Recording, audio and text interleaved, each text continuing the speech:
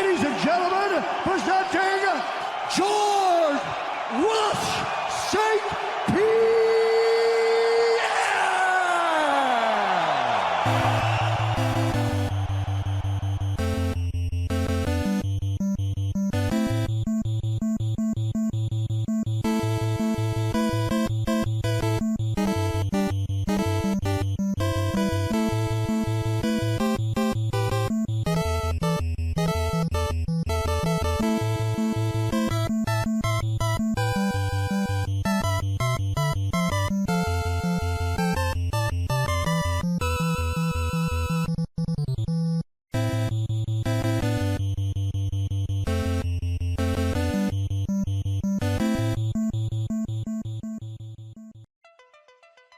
Georges St-Pierre is widely considered one of the greatest mixed martial artists of all time.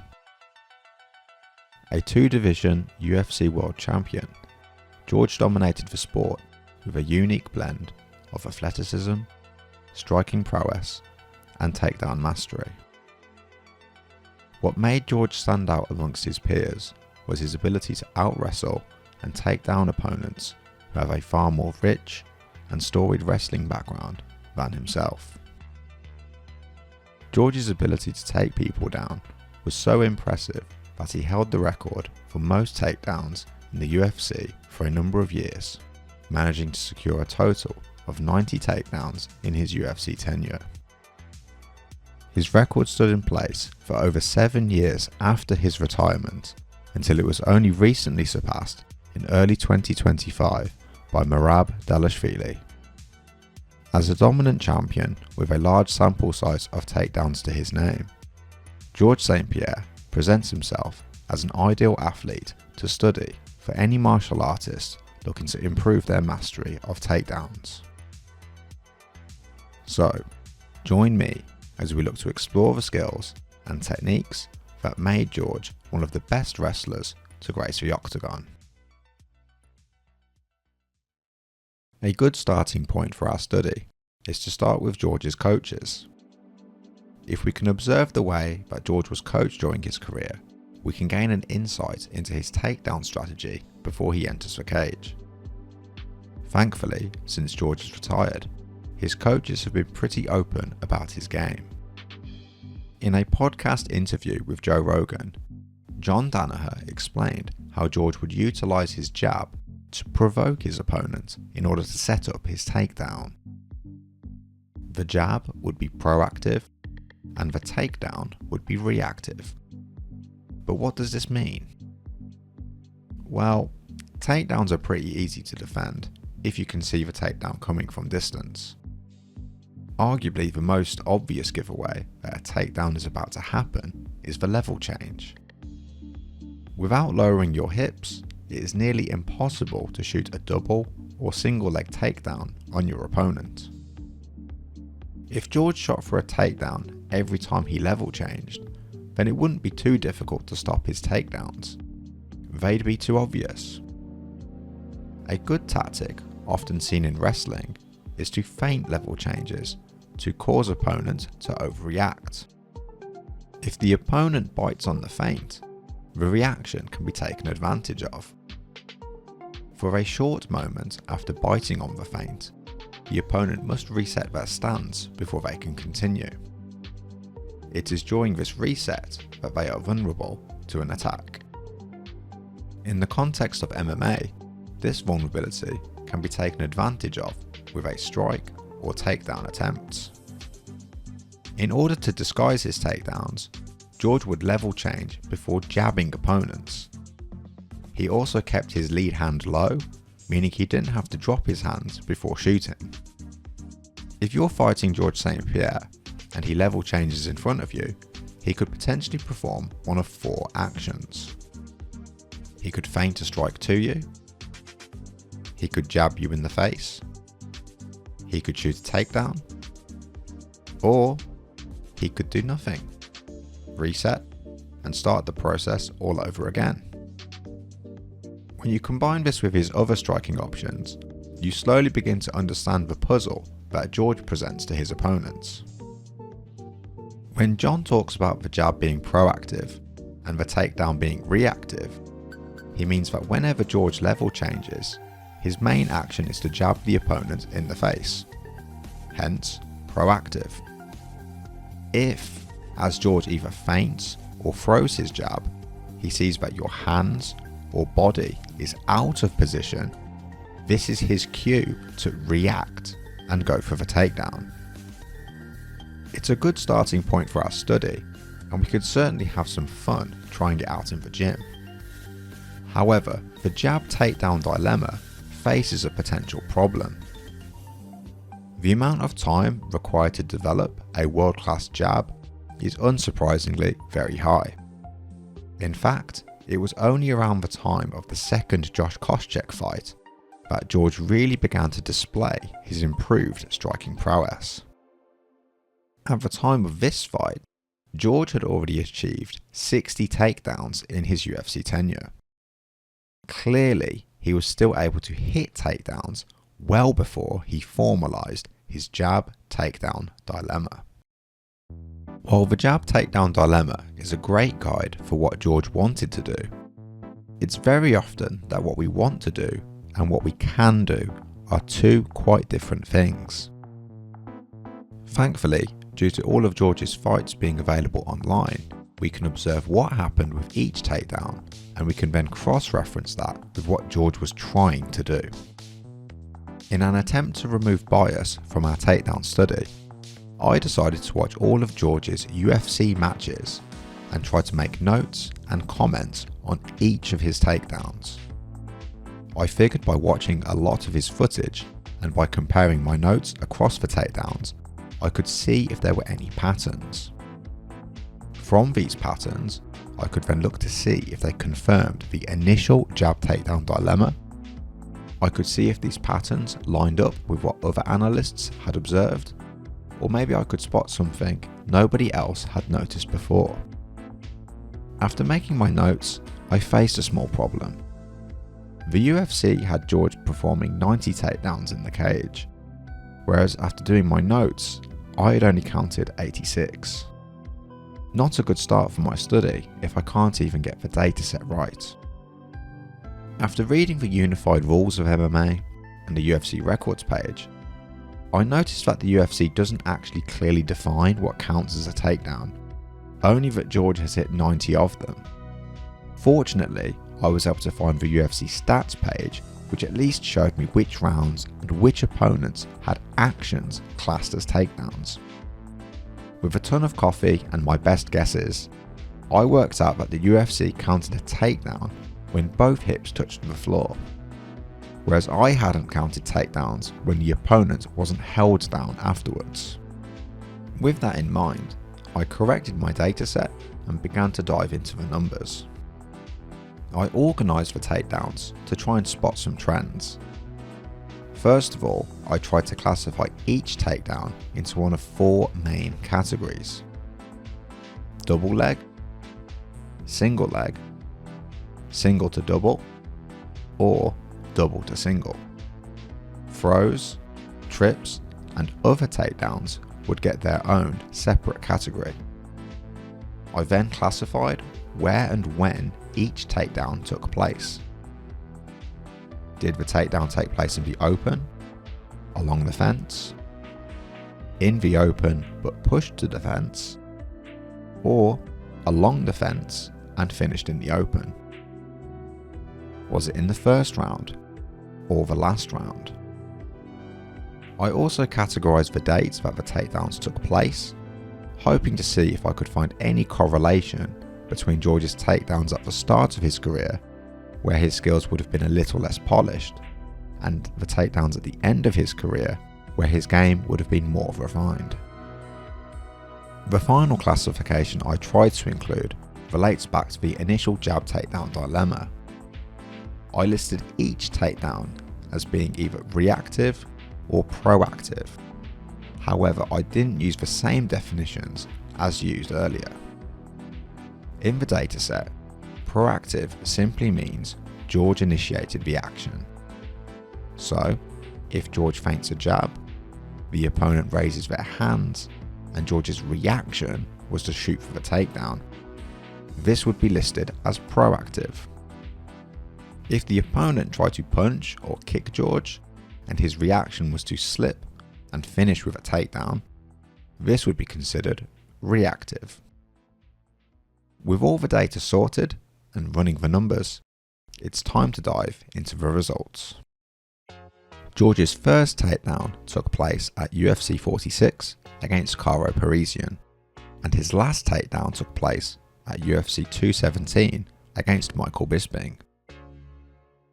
Out of all 90 takedowns, 56% were double legs, 33% were single legs, with the rest being some form of throw, trip or counter.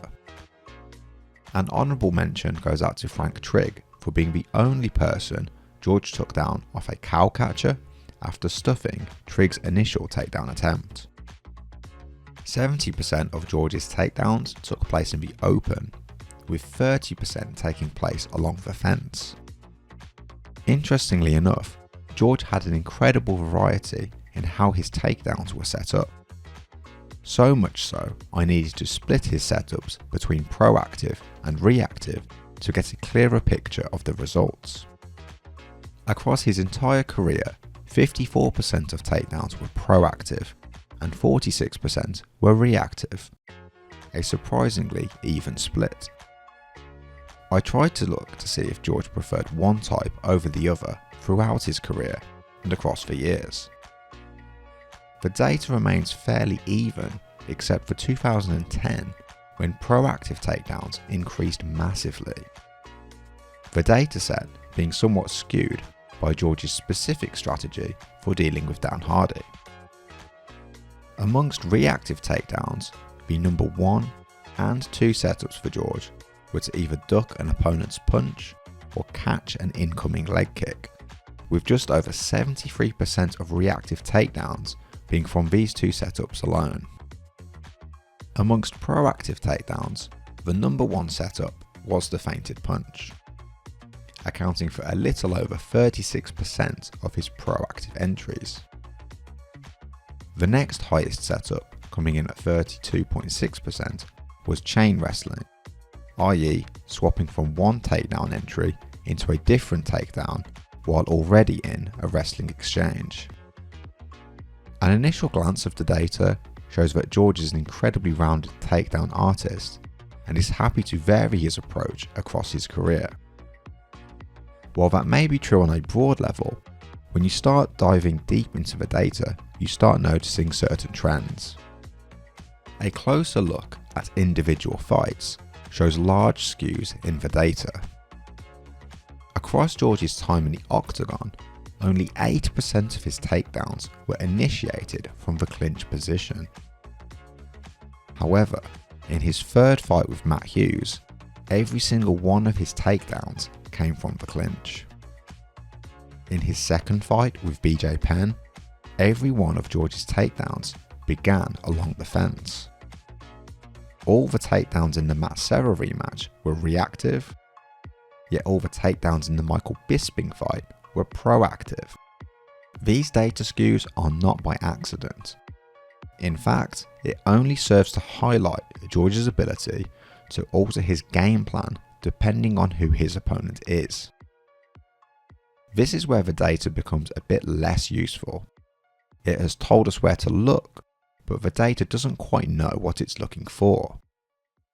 Fortunately for us, it has highlighted the rough edges of the additional dilemmas that George has incorporated into his game, and it goes somewhat deeper than the initial level change, jab takedown dilemma we discussed earlier. To understand what George is doing, we need to briefly understand the 4 areas of mixed martial arts. These are shootboxing, the clinch, the fence, and the ground. George has dilemmas for each of these areas, and when he meets resistance in one area, he simply swaps to another. Some opponents are strong in one area and will be moved into another area where they are weaker, and George has an advantage. Let's start with the shootboxing area. This is the phase of MMA where the 2 athletes are at distance and do not have contact with each other. The goal of this area is to strike, and any takedowns will require feints or strikes in order to be successful. It should come as no surprise that this is the portion of MMA that George truly excels and has an advantage. In fact, we've already touched on George's jab takedown dilemma, which he employs in the shoot box phase of the fight.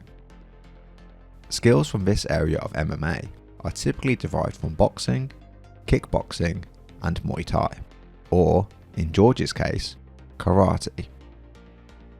In many interviews, George has claimed that his takedown setups come from karate and not from wrestling. I'd heard him say this before, but I never really understood what he meant. Another phrase which gets mentioned is all the way in or all the way out. This was especially common around the Dan Hardy fight, mostly because of the danger of Dan's left hook. However, I mistakenly thought that this was only about staying at range. If you were all the way in, you were too close for an opponent to strike effectively.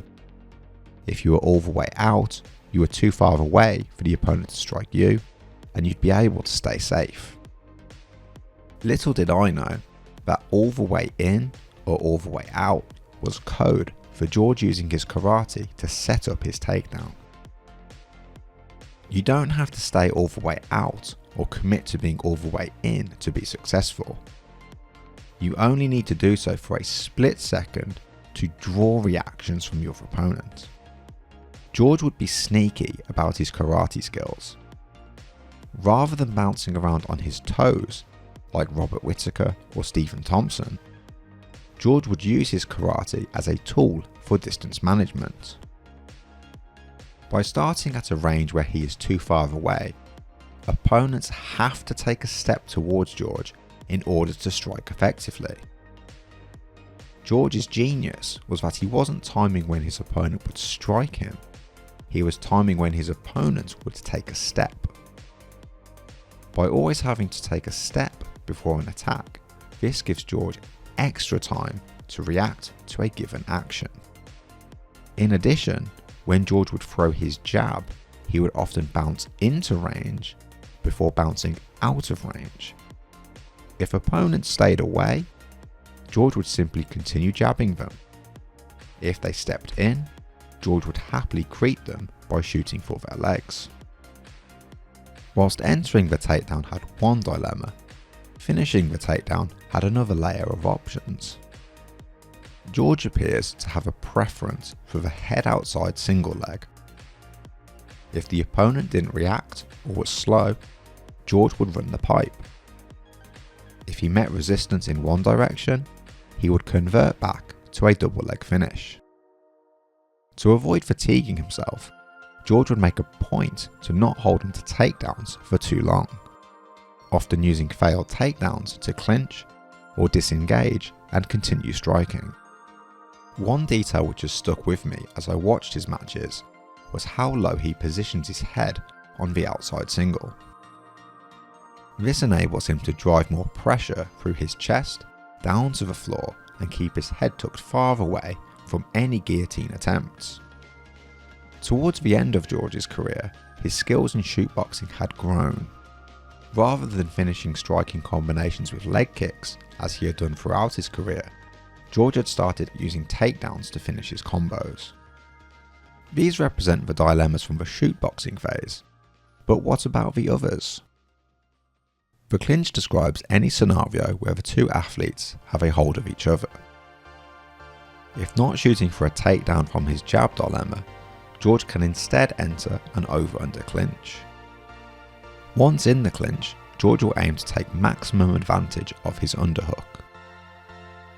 If the opponent keeps their hips and legs away, George will drop his level and run through his opponent by utilising the knee pick. The knee pick was also utilised by another of Danaher's students to great success. Gordon Ryan was able to use the same move effectively on his way to collecting ADCC gold. If the opponent denies the knee pick and keeps their hips closer, they risk being thrown via Haraigoshi, as was the case in George's rubber match with Matt Hughes. If George isn't getting the reactions that he wants, he has the option to knee the body, disengage and return to shootboxing, or bully the opponent and push them to the fence. Once along the fence, the opponent will be pushed into yet another set of dilemmas. With the opponent's back to the cage, George gains a significant advantage in striking. After all, it's hard to move and create angles with a barrier behind you. In addition, the fence allows George easy access to takedowns. Rather than using the fence as a tool to finish takedowns, like other wrestling heavy fighters such as Khabib, George would use the fence as an entry method. The shining example of this strategy is the second fight against BJ Penn. Rather than use the closeness of the fence to shoot and prevent Penn from sprawling, George would pin his opponent's upper body against the fence, forcing BJ to wrestle with his upper body. The goal was to never take BJ down, only to get his upper body fatigued and to reduce the danger posed by his strikes. By overreacting to the upper body tie-ups, George could drop down to the hips and enter a takedown whenever he wanted, forcing a dilemma between the upper body and the lower body. As we approach the end of our takedown study, the main takeaway is George's systematic approach and his ability to add new dilemmas to old ones over time, providing a true sense of keeping the opponent overwhelmed with options throughout the fight. There have been moments throughout his career where the systems have failed, and George has showcased his ability to ignore the system and still get results. For instance, in both Josh Koscheck fights, George had Josh on the floor within 30 seconds of the first round, yet in the second fight he didn't take Josh down again until round 4. By establishing the takedown threat early, Josh became more wary of lunging into range. After damaging Koscheck's eye with a jab, George modified his approach to stay standing and only threaten the takedown to keep the fight upright, rather than actually going down to the floor. In the Hendricks fight, George established the takedown threat in quite literally the first exchange of the match. Interestingly enough, Johnny Hendricks gave George his toughest fight by not respecting George's all the way in or all the way out dilemma game, and instead came in looking to pressure George from the first bell to the last. Against Carlos Condit, after getting reversed towards the end of round 4, George seemed to take this personally, immediately hitting back with an instant wrestle up to top position. I always understood that takedowns in MMA have a far different flavour and skill set compared to takedowns in submission wrestling. After watching and studying George, I think I have a newfound appreciation for his systems, setups and ability to blend striking and takedowns together. Georges St-Pierre has been one of my favourite athletes for a long time now. I always knew he was great, but now I can truly see why many consider him the greatest. Thanks for watching. If you enjoyed the video, please consider subscribing. To support the channel, please know that watching my videos is enough, but if you feel the need to contribute, you can become a member or leave a donation on each video. Alternatively, you can use my discount codes if you want to score some sweet merchandise. If you don't want to spend any money and just want to say hey, feel free to reach out to me on my socials. I'll see you in the next video. Cheers.